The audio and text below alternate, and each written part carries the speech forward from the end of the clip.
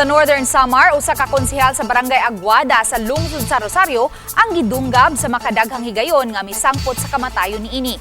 Ang gitumbok nga hinungdan sa krimen mao ang tanong nga ube. Ang biktima mao si Teddy Francisco Suano, 55 anyos, incumbent councilor sa Barangay Aguada sa Naasoy lungsod.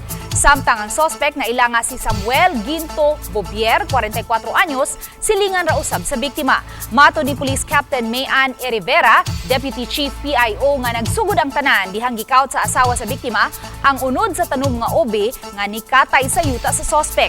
Giluto kini ug gikaon sa ilang Noche Buena apan gikasuko di ay kini sa sospek. Hinungdan nga dihang nagkasugat sila sa biktima sa karsada, gidunggab niya kini apan nakadagan sa ilang balay ug gisundan ug didto na niya kini naabtan ug gidunggab.